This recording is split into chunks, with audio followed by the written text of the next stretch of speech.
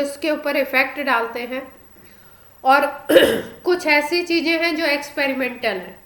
तो कुछ चीज़ें हमें इसमें याद भी रखनी पड़ेंगी, और कुछ ऐसी चीज़ें हैं जो हम रिलेट करके समझेंगे कि एमीन्स का बेसिक कैरेक्टर एग्जैक्टली कैसे वेरी कर सकता है या कैसे वेरी करता है। बेसिक कैरेक्टर की अगर हम बात करें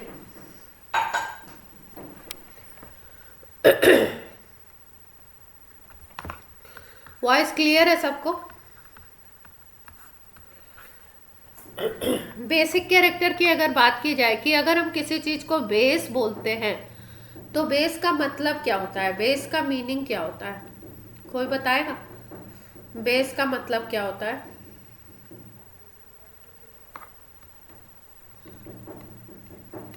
पीएस 7 से ज्यादा हो और ओएस नेगेटिव कंटेन करता हो। और अगर लुइस की बात करें तो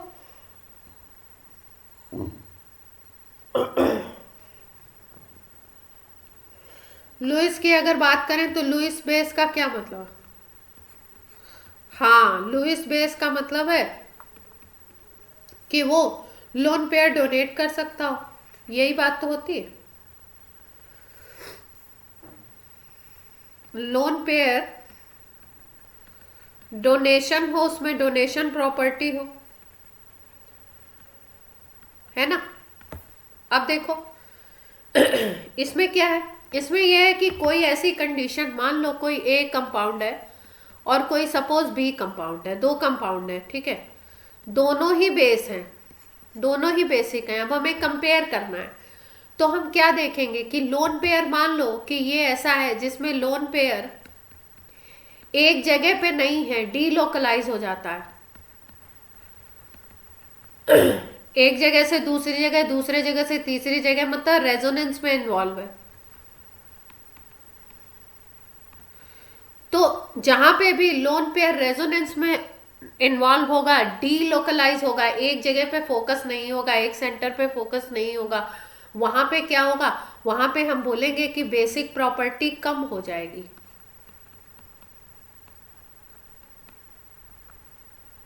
और अगर हम देखें कहीं पे कि लोन पेयर एक ही जगह पे फोकस है, लोकलाइज है, तो हम बोलेंगे कि बेसिक प्रॉपर्टी उसकी क्या हो जाएगी, हाई हो जाएगी। क्लियर है बात?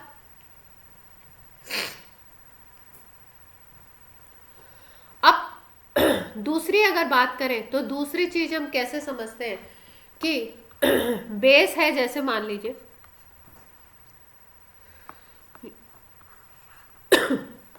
और इसको अगर हम H+ दे देते हैं, प्रोटॉन दे देते हैं, तो जो स्पीसीज बन जाती है, मान लीजिए ये बेस है जिसको हम B- से डिनोट कर रहा हूं, ये अगर प्रोटॉन गेन कर लेता है, H+ गेन कर लेता है,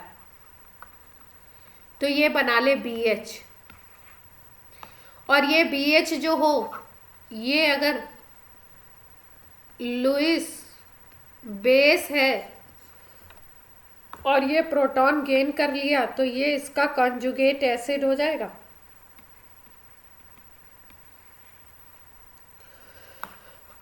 अब ये जो कॉन्जुगेट एसिड बन गया, अगर मान लीजिए कि कॉन्जुगेट एसिड स्टेबल हो, स्टेबलाइज हो जाए, तो एसिड अगर स्टेबलाइज हो जाता है, इसका कॉन्जुगेट एसिड अगर स्टेबलाइज हो जाता है, तो हम क्या कह सकते हैं कि एसिड कैसा है, अच्छा है या गंदा है, गुड या बैड, क्या कहेंगे? एसिड की प्रॉपर्टी क्या है? एसिड की प्रॉपर्टी होती है कि एसिड, अगर एसिड को गुड या बैड कब बोलते हैं, एसिड को गुड तब हम बोलते हैं जब वो H+ दे, मतलब डीस्टेबलाइज रहे।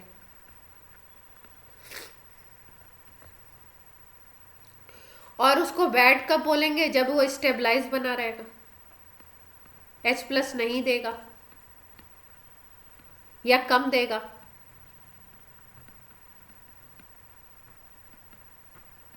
तो इसको हम बोलेंगे कि ये बैड एसिड है। और बेस की के कैरेक्टर को देखने के लिए हमें दो फैक्टर्स देखने होते हैं। एक तो ये लुईस बेस कैरेक्टर देखें, मतलब हम लोन पेयर पे फोकस करें कि लोन पेयर कहाँ जा रहा है, लोन पेयर को कोई इंक्रीज कर रहा है, लोन पेयर की इंटेंसिटी को, इलेक्ट्रॉन की इंटेंसिटी को कम कर रहा है कोई ग्रुप, या कोई ग्रुप डिक्रीज कर रहा है, ये चीज पे हम फोकस करें। या हम उसका एसिड बना लें, उसको H प्लस दे करके उसका एसिड बना लें और एसिड बना के देखें। अगर उसका कॉन्जुगेट एसिड स्टेबल होगा तो उसका जो बेस होगा वो वीक होगा। अगर कॉन्जुगेट एसिड अच्छा है तो उसका बेस वीक होगा, और अगर कॉन्जुगेट एसिड गंदा है तो उसका बेस क्या होगा, वो स्ट्रांग होगा। तो ये बातें हम लोग याद रखेंगे कि अगर कॉन्जुगेट एसिड गुड एसिड है तो उसका जो बेस है, ये कॉन्जुगेट बेस, वो बैड होगा। और अगर कॉन्जुगेट एसिड बैड है, गंदा है, तो उसका कॉन्जुगेट बेस जो होगा वो अच्छा होगा। यहाँ पे हमें बात करनी है बेसिक स्ट्रेंथ की, तो हम लोग बात करते हैं, थोड़ा सा देखते हैं। देखो, जैसे मान लो हम कुछ ग्रुप्स लेते हैं, सपोज हमने ले लिए 2-3 ग्रुप, OH माइनस ले लेते हैं, CH3 माइनस ले लेते हैं, इन सबको देखते हैं। CH3 माइनस ले लिया, NH2 माइनस ले लिया, OH माइनस ले लिया, F माइनस ले लिया, ठीक है। और बोल रहे हैं इनका बेसिक स्ट्रेंथ बताइए, कौन अच्छा बेस है, कौन गंदा बेस है, इस तरीके से। तो अगर हम देखें तो F इन सब पे निगेटिव चार्ज है ना, और F की टेंडेंसी क्या है, F कैसा है, इलेक्ट्रोनिगेटिव होता है ना। इन सब में सबसे ज्यादा इलेक्ट्रोनिगेटिव तो F ही है, तो इसकी टेंडेंसी इलेक्ट्रॉन गेन करने की, और इस पर निगेटिव चार्ज है, तो ये क्या होगा, स्टेबल सिस्टम होगा। और अगर ये स्टेबल सिस्टम है, इस पे नेगेटिव चार्ज अगर स्टेबल है, तो इसका मतलब कि ये जो होगा, ये अगर स्टेबल है तो ये H प्लस गेन अगर करता है F माइनस, तो ये HF बनाएगा। और ये सिस्टम अगर स्टेबल बन गया है तो कहीं पे भी अगर निगेटिव चार्ज है किसी ऐसे ग्रुप के ऊपर जहाँ पे वो सिस्टम को स्टेबल बना रहा है, तो वो बैड बेस होगा। निगेटिव चार्ज वहाँ पे स्टेबल हो गया, इसलिए ये बैड बेस होगा। और अगर इसी के कंपैरिजन में हम CH3 माइनस को देखें, तो कार्बन की टेंडेंसी चार्ज निगेटिव चार्ज रखने की नहीं होती है, कार्बन का टेंडेंसी निगेटिव चार्ज का नहीं है।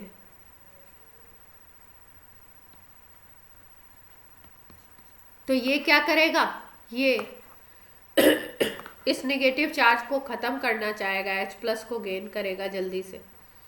तो इसका मतलब ये कैसा है, ये आपका गुड बेस है। इन सब को अगर हम कंपेयर करते हैं तो बेसिक स्ट्रेंथ में सबसे ज़्यादा CH3 माइनस, फिर NH2 माइनस, फिर OH माइनस, और सबसे गंदा बैड बेस जो आता है वो HF। इसी तरीके से अब हम आ जाते हैं अपने प्राइम एमीन पे।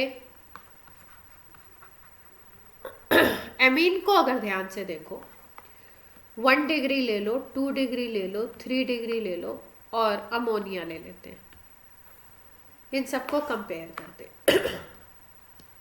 1 डिग्री देखिए CH3 NH2, यहाँ पे ये लोन पेयर है। 2 डिग्री को देखते हैं, या R लेते हैं, पहले CH3 नहीं लगाते क्योंकि इसमें भी एक्सपेरिमेंटल डेटा के अकॉर्डिंग चेंज होता है, तो पहले R लेते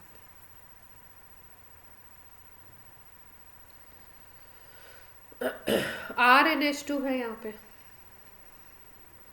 यहाँ पे R2NH है, यहाँ पे R3NH है, R3Na, और NH3 में क्या है,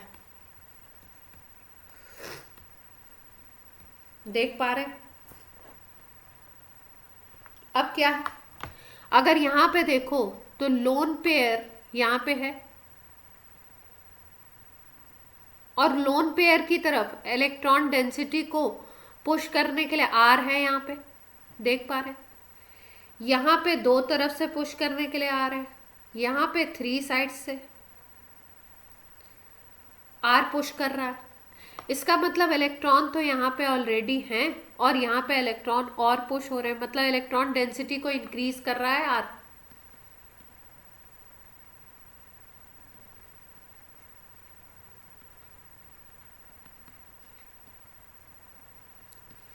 तो इसका मतलब इलेक्ट्रॉन को और ज्यादा लोकलाइज कर रहा है।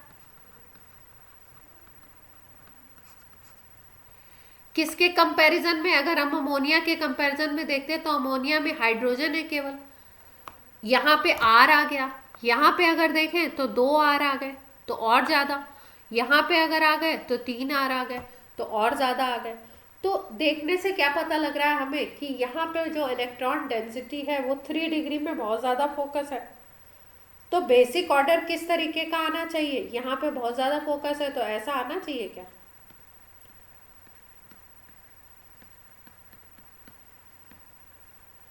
क्या कहते हैं? 3 2 1 एंड NH3 लास्ट में आना चाहिए, यस और नो? इस फैक्टर को अगर हम ध्यान में देते, इतनी बात क्लियर होती है सबको?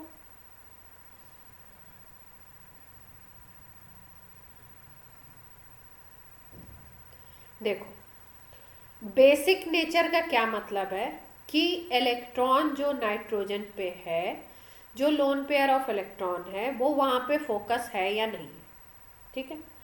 तो कुछ फैक्टर ऐसे हो सकते हैं जो इलेक्ट्रॉन को खींचने का काम करें, और कुछ ऐसे हो सकते हैं जो इलेक्ट्रॉन को पुश करने का काम करें, मतलब वहाँ पे इलेक्ट्रॉन डेंसिटी को बढ़ाएं या वहाँ पे इलेक्ट्रॉन डेंसिटी को कम करें। मान लो यहाँ पे हम लगा देते, यहाँ आर आर की जगह एक आर लगा हुआ और एक आर को हटा करके हम कोई -I ग्रुप लगा देते जो इलेक्ट्रॉन को खींचने लगता अपनी तरफ, तो यहाँ पे इलेक्ट्रॉन डेंसिटी कम हो जाती। जब इलेक्ट्रॉन डेंसिटी कम हो जाती तो लोन पेयर की अवेलेबिलिटी जब कम होती तो क्या होता, बेसिक नेचर अपने आप कम हो जाता। लोन पेयर अवेलेबिलिटी है वो बताती है किसको, बेसिक नेचर को, ठीक है? और 3 डिग्री में 3 साइड्स ऐसी हैं जहां से लोन पेयर को यहाँ पे फोकस, मतलब इलेक्ट्रॉन डेंसिटी को यहाँ पे बढ़ाया जा रहा है। 2 डिग्री में 2 साइड्स ऐसी हैं जहां से इलेक्ट्रॉन डेंसिटी बढ़ाई जा रही है।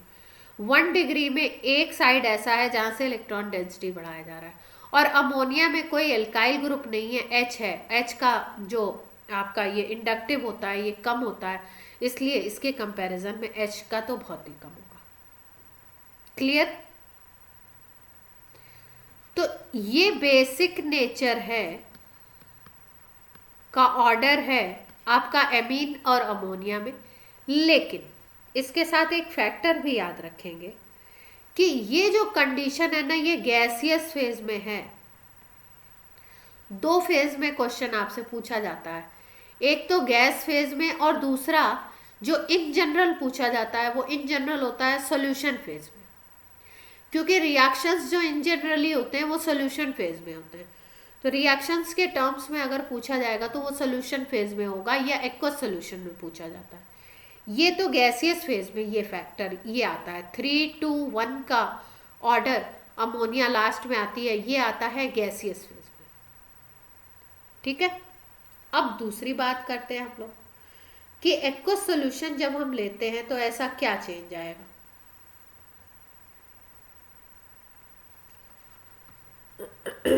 एक्वस सॉल्यूशन अगर ले लो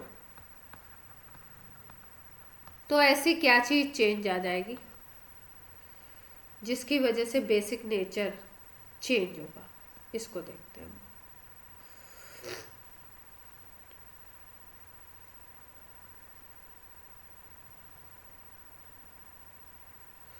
अगर हमारा सॉल्यूशन एक्वस है तो सॉल्यूशन में, एक्वस सॉल्यूशन में आपको पता है कि पहले तो ऑर्डर लिख लेते हैं, फिर उसके बाद आपको ये गैस फेज के लिए चाहे कोई भी एमीन हो 3 2 1 NH3 लास्ट में आएगा। लेकिन अगर एक्वस फेज की बात हम करें तो एक्वस फेज में, सॉल्यूशन फेज में इसका ऑर्डर चेंज हो जाता है। ध्यान रखेंगे, अगर मिथाइल एमीन है तो उसके लिए ऑर्डर आता है 2 1 3, लास्ट में आती है अमोनिया। मतलब अगर आप ग्रुप लगाते हो मिथाइल NH के साथ तो 2 डिग्री के लिए सबसे ज़्यादा, 1 डिग्री के लिए उससे कम, 3 डिग्री के लिए उससे कम, और आपका NH3 के लिए सबसे कम आएगा। लेकिन अगर आप इथाइल ग्रुप लगा दो तो इथाइल में ये थोड़ा सा चेंज हो जाता है, 3 2 1 आ जाता है और अमोनिया लास्ट में जाती है। और यही ऑर्डर बाकी सबके लिए भी होगा, अदर एमीन के लिए भी होगा। मिथाइल अगर आप लगाते हो उसके साथ R की जगह पे तो ये ऑर्डर आता है, बाकी सबके लिए ये ऑर्डर आता है, ये वाला 321 वाला। ठीक है, अब ये 2 1 3 आ रहा है, ये 3 2 1 आ रहा है, क्या क्या इसमें फैक्टर काम कर रहे हैं, कैसे कैसे हम लोग इसको देखेंगे, इसकी बात कर लेते हैं हम लोग। देखो होता क्या है कि लोन पेयर वाला फैक्टर तो हमने देख लिया कि कोई अगर ग्रुप लगा हुआ है तो वो किस तरीके से वहां पे इलेक्ट्रॉन फोकस करवाए या इलेक्ट्रॉन को पुल कर ले, डी फोकस करवाए। लेकिन एक फैक्टर और आता है इसमें जिसको हम बोलते हैं सॉल्वेशन इफेक्ट या सॉल्वेशन फैक्टर बोल सकते हैं।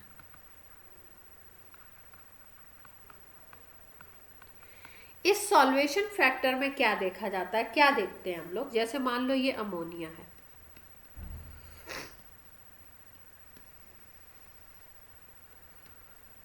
ये हमारा प्राइमरी अमीन है, ये सेकेंडरी अमीन है, और ये रहा हमारा टर्शरी अमीन। ठीक है, तो देखो अमोनिया में क्या होता है, जब सॉल्यूशन फेज में जाते हैं तो सॉल्यूशन फेज में क्योंकि एक्वस सॉल्यूशन की बात की जा रही है तो उसमें H+ होता है और H+ आकर के इससे अटैच हो जाता है, और जब H+ आकर के इससे अटैच होगा, सॉल्यूशन में हम बात कर रहे हैं कि वाटर होगा, वाटर में H+ और OH- होंगे, और H+ प्रोटॉन, क्योंकि ये बेस है तो प्रोटॉन आकर के इस पे अटैच हो जाएगा। जब प्रोटॉन आकर के इस पे अटैच होगा तो ये स्पीसीज कैसी बन जाएगी, ये बन जाएगी नाइट्रोजन पे आ जाएगा पॉजिटिव चार्ज। ठीक, यहाँ पे अगर देखो तो यहाँ पे क्या होगा, यहाँ पे भी एक H आकर के अटैच हो जाएगा, इस पे पॉजिटिव चार्ज आ जाएगा, यहाँ पे भी इसी तरीके से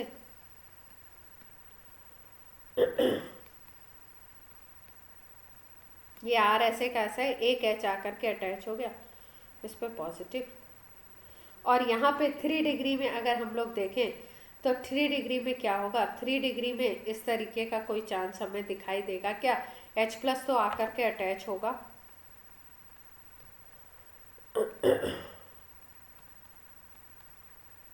और यहाँ पॉजिटिव चार्ज आ जाएगा। ठीक, अब अमोनिया को अगर देखो ध्यान से तो अमोनिया में यहाँ पे है पॉजिटिव चार्ज, नाइट्रोजन पे पॉजिटिव चार्ज, नाइट्रोजन पे जब पॉजिटिव चार्ज आ जाता है तो ऐसी स्पीसीज बन गई जिसमें ये हाइड्रोजन है यहाँ पे।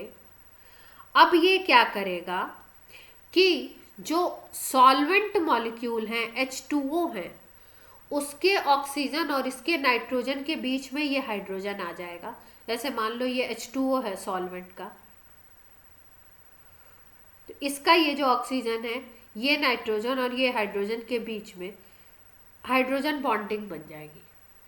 तो अगर हम इस NH4 प्लस आयन की बात करें तो यहाँ एक हाइड्रोजन बॉन्डिंग का चांस है, यहाँ पे एक हाइड्रोजन बॉन्डिंग का चांस है, यहाँ पे एक हाइड्रोजन बॉन्डिंग को किसी और कलर से दिखा देती हूँ।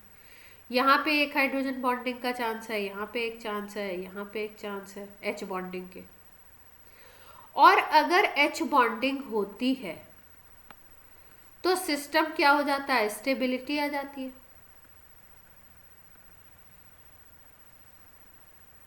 हाइड्रोजन बॉन्डिंग होगा तो सिस्टम स्टेबल हो जाएगा। किसी भी तरीके का अगर बॉन्ड बनता है तो एनर्जी रिलीज होती है, और एनर्जी रिलीज होने के बाद सिस्टम क्या हो जाएगा, स्टेबल हो जाएगा। तो ये जो पॉजिटिव आयन है, ये जो कैटायन है, ये स्टेबल हो जाएगा।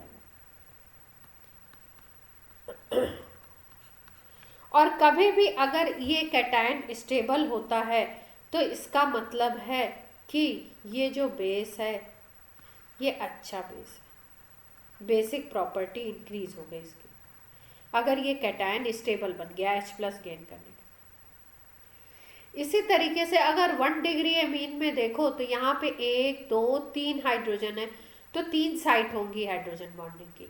यहाँ पे अगर हम देखें तो 1 2 साइट होगी, और अगर 3 डिग्री में देखें तो केवल 1 साइट होगी हाइड्रोजन बॉन्डिंग की। तो ओवरऑल में अगर देखा जाए तो हम लोग देखने से ये कह सकते हैं कि यहाँ पे एक फैक्टर और काम कर रहा है जिसको हम बोल रहे हैं सॉल्वेशन। और अमोनिया के केस में ये सॉल्वेशन जो हो रहा है वो 4 तरफ से हो रहा है, 4 साइड से हो रहा है। 1 डिग्री एमीन में अगर हम देखें तो ये सॉल्वेशन इफेक्ट हमारा 1 2 3 साइड से दिखाई दे रहा है। 2 डिग्री में अगर हम देखें तो 2 डिग्री में ये सॉल्वेशन इफेक्ट हमारा 2 साइड से दिखता है, और 3 डिग्री में ये सॉल्वेशन इफेक्ट जो होता है और कम हो जाता है, ये 1 साइड से ही दिखता है, 1 साइड से ही हाइड्रोजन बॉन्डिंग बनती है। ठीक है, तो यहाँ पे इस कैटायन को स्टेबल बहुत ज़्यादा होता है, ये थोड़ा कम इससे, और ये उससे भी कम, और ये वाला लास्ट वाला सबसे कम। तो ये 2 फैक्टर्स काम कर रहे हैं, एक है सॉल्वेशन इफेक्ट और एक है आपका लोन पेयर का लोकलाइज होना। ठीक है, तो लोन पेयर के लोकलाइज होने से अगर हम देखते हैं तो हम बोलते हैं कि 3 डिग्री सबसे ज़्यादा बेसिक होना चाहिए, क्योंकि वो लोन पेयर ज़्यादा लोकलाइज है वहाँ पे। और अगर हम सॉल्वेशन इफेक्ट को देखें तो ये इसका ये जो बन रहा है, ये जो बन रहा है ये क्या कर रहा है, ये ज़्यादा स्टेबल बन रहा है, तो इसकी वजह से अमोनिया ज़्यादा होना चाहिए। तो बेसिक वे में अगर देखा जाए तो ना तो ये फैक्टर काम करता है ज़्यादातर केसेस में, सॉल्वेशन वाला, दोनों का एक कंबाइंड इफेक्ट आता है, और इसके कंबाइंड इफेक्ट की वजह से हमें जो रिजल्ट्स मिलते हैं वो जो हम प्रेडिक्ट करते हैं उससे अलग मिलते हैं। जैसे मैंने बताया आपको कि इसके केस में गैसियस स्टेट में तो कोई भी प्रॉब्लम नहीं है, गैसियस स्टेट में तो लोन पेयर के अकॉर्डिंग सीधा 3 2 1 NH3 आ गया, सबसे लास्ट में NH3। लेकिन सॉल्वेशन वाले फैक्टर में अगर मिथाइल लेते हैं तो सेकेंडरी एमीन सबसे ज़्यादा, प्राइमरी उससे कम, टर्शरी उससे कम, NH3 सबसे कम। यहाँ पे सॉल्वेशन फैक्टर काम कर रहा है, सॉल्वेशन फैक्टर हाईएस्ट है NH3 में अगर देखो। और यहाँ पे अगर हम 2 डिग्री एमीन में देखें तो यहाँ पे 3 डिग्री एमीन में अगर देखो तो 3 डिग्री एमीन सबसे ज़्यादा बेसिक इसलिए है क्योंकि यहाँ पे काम कर रहा है लोन पेयर लोकलाइजेशन फैक्टर। लेकिन दोनों केसेस में रिजल्ट्स अलग अलग आ रहे हैं, तो इससे हमें पता चला कि इनका कंबाइंड इफेक्ट चलता है। और अगर इस तरीके के एमीन हमको दिए जाते हैं डेटा के अकॉर्डिंग तो हमें ये ऑर्डर याद रखना। क्लियर है बात? अब इतनी बात तो तब है जब एकदम सिंपल क्वेश्चन आएगा, मिथाइल लगा करके एमीन दे दिए गए, अमोनिया दे दिया गया, इथाइल लगा करके एमीन दे दिए गए, तो उसमें आप इस तरीके से कंपेयर कर लोगे। लेकिन अगर क्वेश्चन कुछ और अलग तरीके से बनाए जाते हैं तो उनके साथ हम कैसे डील करेंगे?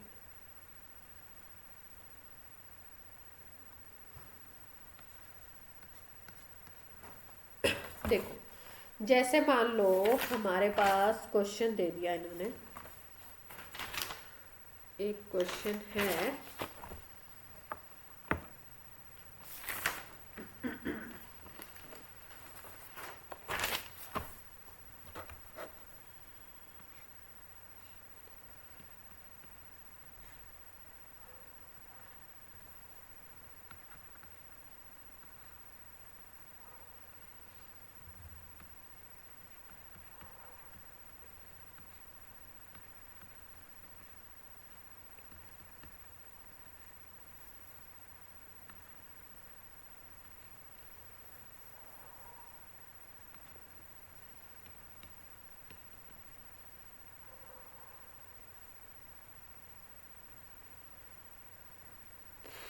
इस एटम को, इस नाइट्रोजन एटम को ये बोल रहे हैं, ए नाम दिया है, इस नाइट्रोजन एटम को बी नाम दिया है, इस नाइट्रोजन को सी नाम दिया है, इस नाइट्रोजन को इन्होंने ये वाले को डी नाम दिया है और इसको नाम दिया ई।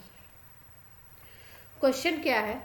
क्वेश्चन है favourable site for protonation.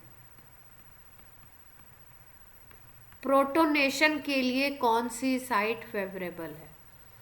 Protonation का मतलब है H+ को जा करके अटैच होना है।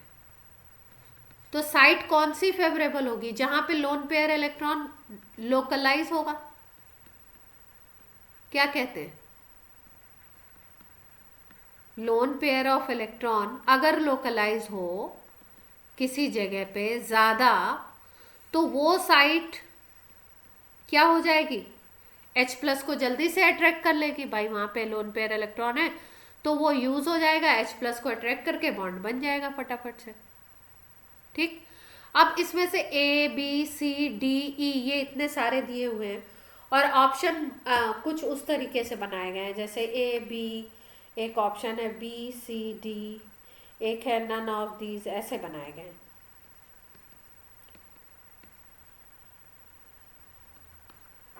ठीक है, तो देखते हैं कौन सा नाइट्रोजन कैसे काम कर रहा है। देखो, अगर हम लोग देखें ए की बात करें, ए वाले को, तो ए वाला ये जो नाइट्रोजन है इसका लोन पेयर यहाँ पे है। ठीक है, और इसके लोन पेयर को देखो अगर, तो ये लोन पेयर यहाँ पे है ये लोन पेयर यहाँ पे सिंगल बॉन्ड है, यहाँ देखिए डबल बॉन्ड है ना। ठीक है, इस नाइट्रोजन को अगर देखो तो इस नाइट्रोजन पे इलेक्ट्रॉन होगा, लोन पेयर ऑफ इलेक्ट्रॉन, यहाँ पे डबल बॉन्ड है और यहाँ सिंगल बॉन्ड है। इस नाइट्रोजन को अगर देखिए तो यहाँ डबल, यहाँ सिंगल। ई वाले को देखो तो यहाँ पे आपका डबल और यहाँ पे आपका H और ये सिंगल सिंगल बॉन्ड। तो ई वाले को पहले देखो, ई को देखो अगर, तो ई में हम क्या ऑब्जर्व कर पा रहे हैं कि ई में कहीं पे इलेक्ट्रॉन मूव कर सकता है क्या?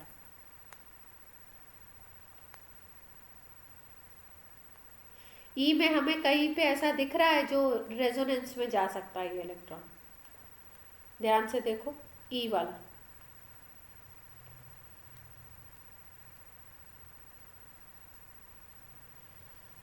लेफ्ट हैंड साइड में जा सकता है। क्यों? क्योंकि यहाँ पे हमें क्या दिखा रहा दे रहा है, पाई सिग्मा LP दिख रहा है ना।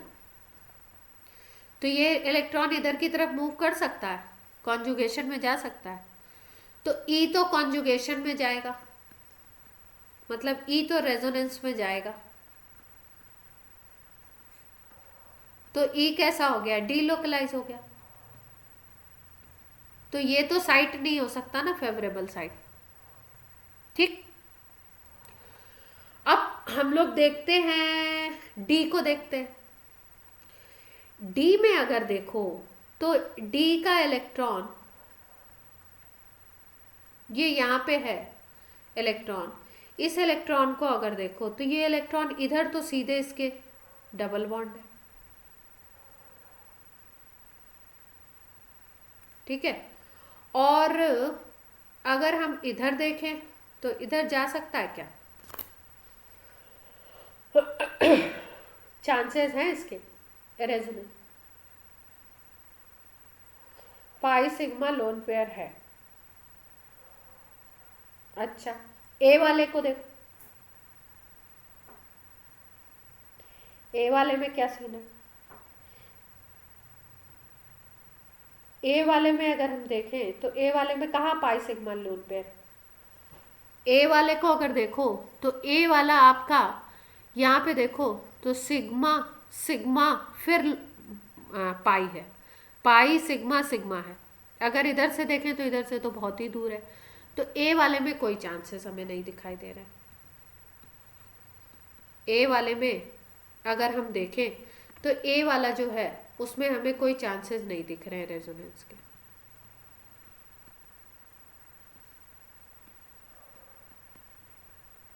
या दिख रहे हैं, ध्यान से देखिए आप लोग। बेसिकली एनालाइज आपको करना है, मैं तो बता दूंगी कि कैसे कैसे क्या क्या। नहीं दिख रहे हैं पक्का से? अच्छा, बी को देख लो।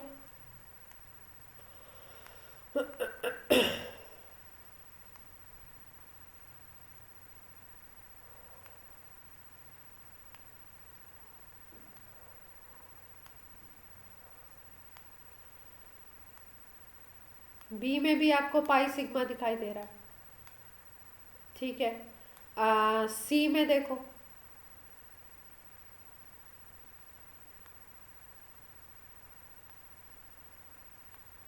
सी के भी इलेक्ट्रॉन जा सकते हैं, तो क्या ऑप्शन बन सकता है अगर ये तीन ऑप्शन है हमारे पास?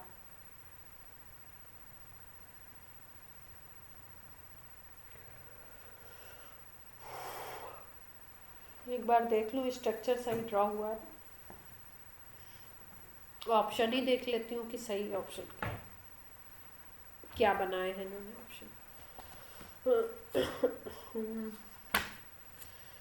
जल्दी ही का क्वेश्चन है तो इसमें होगा ही नहीं, 20 का है तो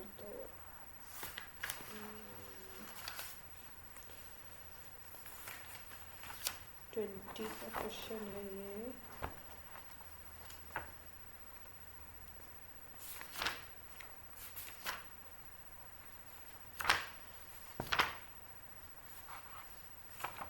बाकी लोग भी एनालाइज करें। बाकी कौन कौन लोग हैं क्लास में? प्रणय है,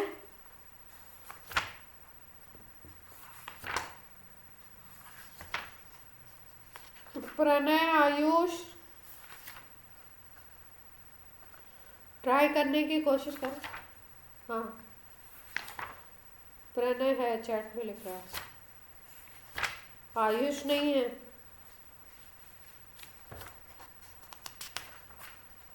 अच्छा, 4 बच्चे हैं। तो बताइए क्या हो सकता है इसमें, एक बार मैं चेक कर लूँ, कहीं ऐसा तो नहीं है कि ABCD कहीं इधर उधर लिख दिए गए हैं और गड़बड़ हो रहा है। क्वेश्चन तो रिसेंट का ही है, 20 का है आया हुआ।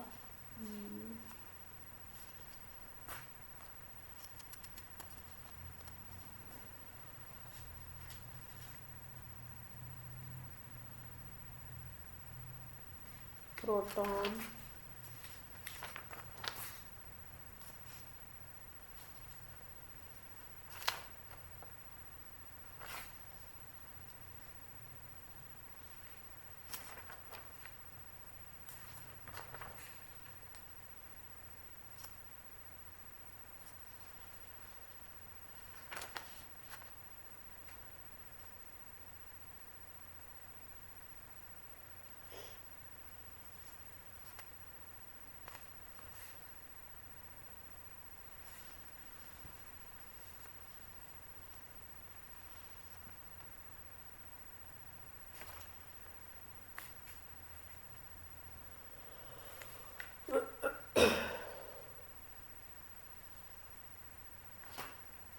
क्या लिख रहे हैं? प्रणय ने क्या लिखा?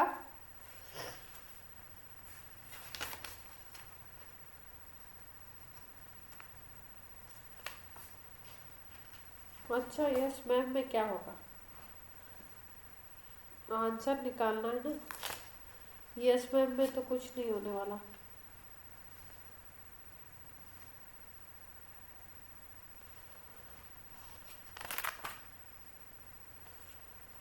क्वेश्चन एमीन का है तो एमीन वाले चैप्टर में होना चाहिए।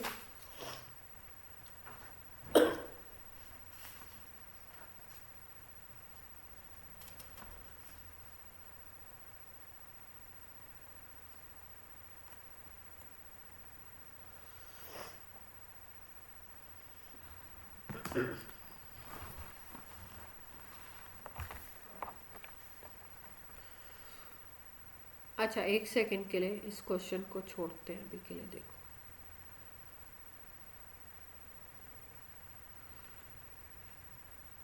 एक ये कंपाउंड है,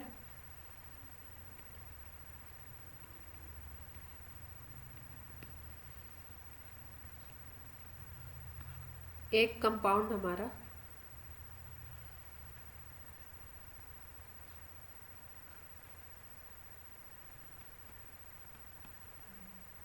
ये है,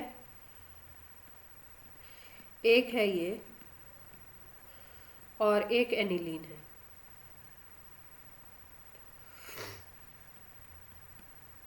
अब इसमें हमें बताना है मैक्सिमम बेसिक,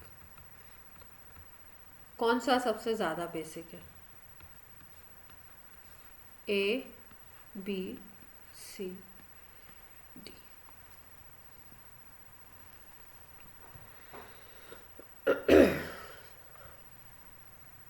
ध्यान से देखो और बताओ। यहाँ पे अगर सी में देखो तो इंडक्टिव इफेक्ट काम कर रहा है प्लस आई, और रेजोनेंस तो है नहीं। अगर डी में देखो तो डी में इलेक्ट्रॉन क्या होगा, रिंग में जाएगा, एनिलीन है तो एनिलीन में रेजोनेंस तो होगा, रेजोनेंस प्रेजेंट होगा तो डी लोकलाइज होगा इलेक्ट्रॉन। अगर यहाँ पे देखें हम तो नाइट्रोजन पे जो 1 2 3 तो बॉन्ड बन गए, एक लोन पेयर होगा। अब ये नाइट्रोजन पे लोन पेयर तो है, लेकिन यहाँ भी सिंगल, यहाँ भी सिंगल, इधर भी सिंगल, इधर भी सिंगल, तो ये लोकलाइज रहेगा क्योंकि कोई रेजोनेंस तो है ही नहीं। क्या कहते हैं? ठीक है। या हो सकता है क्या, मेटा पोजीशन। अगर इस रिंग को हम देखें तो ये पोजीशन कौन सी है, मेटा है ना। तो मेटा पोजीशन पे इस रिंग की वजह से कुछ हो सकता है। अच्छा देखो, इस केस को देख लें। इस केस को अगर देखें तो इस रिंग की वजह से ये पोजीशन कौन सी बन गई, इस रिंग के लिए तो ऑर्थो है ना। यहाँ पे भी अगर देखें तो इधर सिंगल सिंगल, इधर सिंगल है, लेकिन यहाँ डबल है, इसके लिए ये पोजीशन ऑर्थो है। तो रेजोनेंस इफेक्ट या हम मीसोमेरिक इफेक्ट की बात कहाँ पे करते हैं, किस पोजीशन पे करते हैं, मेटा पे करते हैं क्या? मीसोमेरिक इफेक्ट की बात, हम एम इफेक्ट की बात मेटा पे करते हैं क्या, या ऑर्थो पैरा पे करते हैं?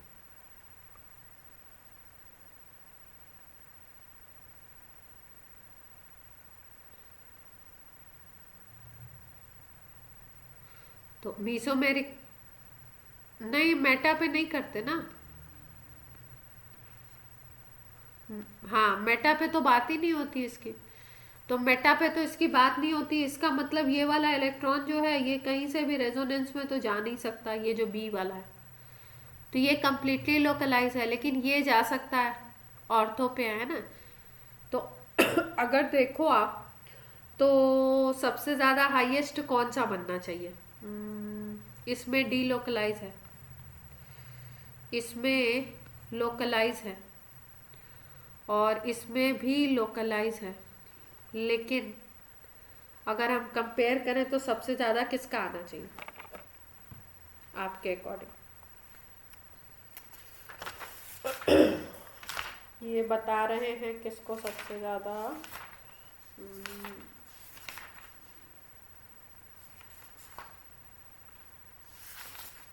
ये बता रहे हैं आपका कि सबसे ज़्यादा बेसिक है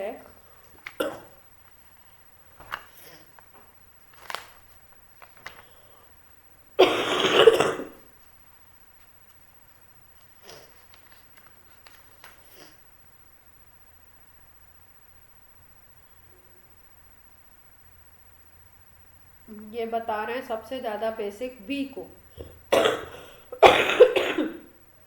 मैक्सिमम बेसिक नेचर। क्या रीज़न है? पहली सी वाले में तो प्लस आई इफेक्ट लग रहा है, रेजोनेंस नहीं है, नाइट्रोजन वहीं पे है, ठीक है। डी वाले में आपका एम एम इफेक्ट लग रहा है, तो डी लोकलाइज हो गया, तो बात खत्म हो गई। ए वाले को अगर देख रहे थे आप, तो ए वाले में आपका एम इफेक्ट लग जाएगा, क्योंकि ऑर्थो पोजीशन है, तो डी लोकलाइज हो जाएगा। ए वाला हमारा डी लोकलाइज हो गया, इसमें भी डी लोकलाइज हो गया, इसमें भी डी लोकलाइज हो गया, तो ये दो ऑप्शन मैक्सिमम के लिए तो ख़त्म हो गए। इसकी अगर हम बात करें तो यहाँ पे लोकलाइज था और यहाँ पे भी लोकलाइज था, ठीक है। लेकिन यहाँ पे जो लोकलाइज हो रहा है, यहाँ पे एक बेंजीन रिंग भी है और यहाँ पे आई इफेक्ट लग रहा है, ठीक है। तो कभी भी अगर हम देखें तो हमारा ये वाली जो रिंग वाला जो NH वाला है, ये हमारा बनेगा ज़्यादा बेसिक।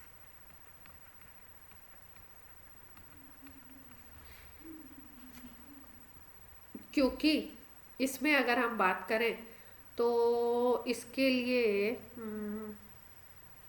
इसमें कोई भी इफेक्ट नहीं है। अगर हम बात करें NH वाले में तो कोई भी इफेक्ट नहीं है, तो इसकी वजह से ये इलेक्ट्रॉन कहीं पे भी शिफ्ट नहीं होगा, ये आपका लोकलाइज रहेगा। इसलिए हम लोग बात करेंगे कि ये जो है आपका ज़्यादा बेसिक है।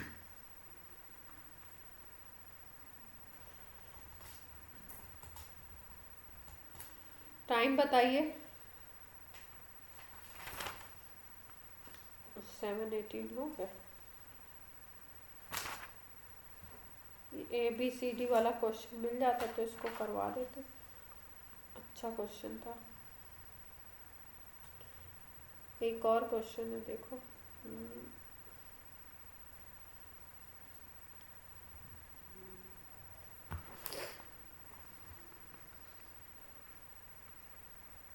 अब इन्होंने एक क्वेश्चन बनाया है जिसमें ग्रुप लगा दिया अलग अलग।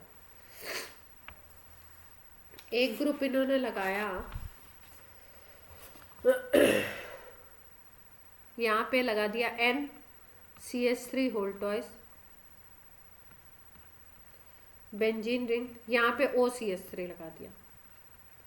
दूसरे वाले में क्या किया इन्होंने? बेंजीन रिंग NCH3 होल्टॉइस, कुछ भी नहीं लगाया। तीसरे वाले में बेंजीन रिंग के साथ यहाँ NHCH3, यहाँ पे CN लगा दिया। और चौथे वाले में NHCH3 ऊपर की तरफ तो है, यहाँ पे OH लगा दिया। और बोल रहे हैं PKB वैल्यू इंक्रीजिंग बतानी है, ठीक है। अब आपको पता है PKB का मतलब क्या है, PKB इंक्रीजिंग बताना है, तो PKB का रिवर्स आता है KB, यानी KB आपको डिक्रीजिंग बताना है।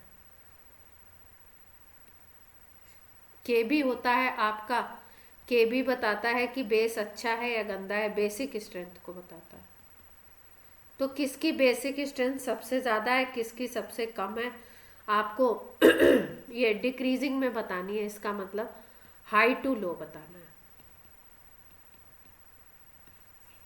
तो बेसिक स्ट्रेंथ देखते हैं किसकी क्या है। फर्स्ट को अगर देखो, N है यहाँ पे OCH3 ग्रुप लगा हुआ है। OCH3 ग्रुप जो होता है ये इलेक्ट्रॉन को रिंग की तरफ पुश करेगा, ये लोन पेयर ऑफ इलेक्ट्रॉन को रिंग की तरफ पुश करेगा। रिंग की तरफ जब इलेक्ट्रॉन पुश होंगे तो यहाँ से यहाँ, यहाँ से यहाँ, इधर के बाहर की तरफ जाएंगे इलेक्ट्रॉन। तो ये फैक्टर ऐसा काम कर रहा है जो आपका बाहर की तरफ इलेक्ट्रॉन को भेज रहा है। बाहर इलेक्ट्रॉन अगर ये भेजता है, ये वाला फैक्टर बाहर की तरफ भेजता है इलेक्ट्रॉन को टूवर्ड्स रिंग, इलेक्ट्रॉन जाते हैं। तो आप देख सकते हो कि इलेक्ट्रॉन यहाँ पे नाइट्रोजन पे मोर फोकस्ड होंगे,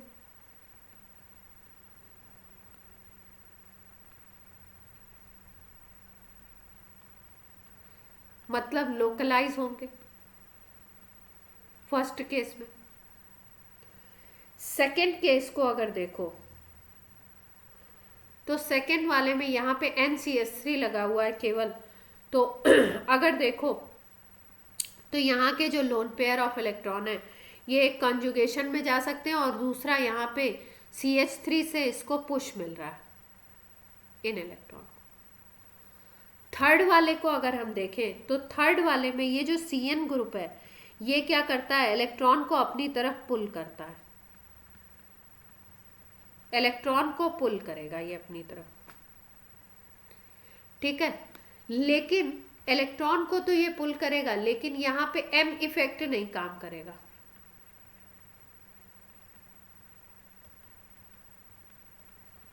क्योंकि ये मेटा पोजीशन है अगर हम देखें तो M इफेक्ट तो वर्क नहीं करेगा, लेकिन -I इफेक्ट तो वर्क करेगा।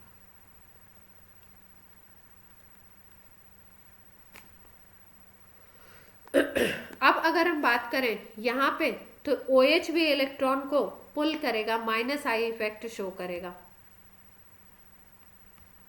लेकिन इसका -I इफेक्ट ज्यादा होगा, CN का -I इफेक्ट ज्यादा होगा इन कंपैरिजन टू OH के -I के।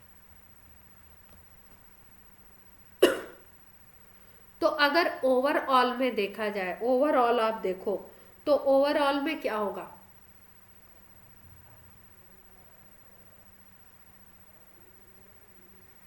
ओवरऑल में अगर हम देखें तो फर्स्ट वाले केस में OCH3 जो फैक्टर है वो नाइट्रोजन पे इलेक्ट्रॉन को भेज रहा है। इसका मतलब क्या होना चाहिए कि बेसिक स्ट्रेंथ नाइट्रोजन पे इलेक्ट्रॉन को भेज रहा है।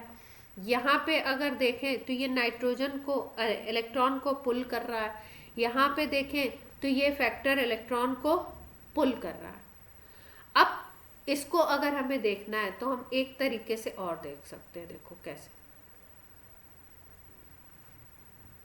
इसको हम लोग ऐसे देख लें, जैसे मान लो ये कंपाउंड है हमारा,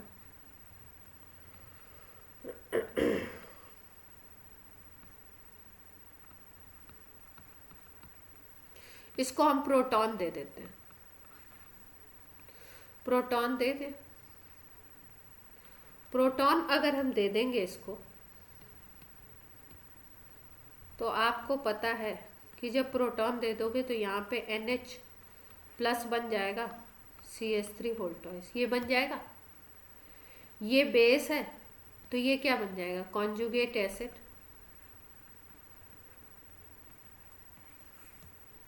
अब ये जो कॉन्जुगेट एसिड है इस पे अगर कोई ग्रुप ऐसा है जो इलेक्ट्रॉन को सेंड कर रहा है, इलेक्ट्रॉन को इस तरफ भेज रहा है, तो इलेक्ट्रॉन को अगर भेजने वाला ग्रुप है, इलेक्ट्रॉन पुशिंग ग्रुप है अगर, तो वो क्या करेगा, पॉजिटिव चार्ज को कम कर देगा।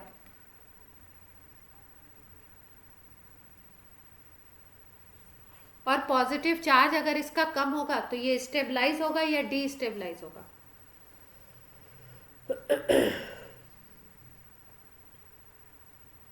किसी स्पीसीज का अगर चार्ज कम होता है तो वो स्पीसीज स्टेबलाइज होती है या डीस्टेबलाइज, स्टेबलाइज होगी, चार्ज कम हो रहा। तो ये स्पीसीज क्या होगी, स्टेबलाइज हो जाएगी। यानी कि इसका एसिड क्या हो रहा है, स्टेबलाइज हो रहा है। और अगर ये एसिड इसका स्टेबलाइज हो रहा है तो इसका मतलब क्या है कि इसका एसिड हमने बनाया, अगर एसिड स्टेबलाइज हो जाए तो ये जो होगा ये होगा अपना ये हमारा हो जाएगा गुड बेस। ठीक है, और इसी इन्हीं फैक्टर्स को देखते हुए हम लोग इसको कंपेयर करें।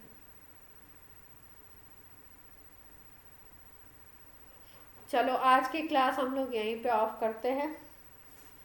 इसके और क्वेश्चंस करिए और करने की कोशिश करिए। ये वाला क्वेश्चन जो हमने आधा छोड़ा था उसको भी हम देखेंगे कि कहाँ पे है ये। तो बेसिक स्ट्रेंथ के एक बार में हम लोग बैठ के सारे क्वेश्चंस एक बार सॉल्व कर लें तो अच्छा रहेगा हमारे लिए। चलिए बाय बाय बच्चों।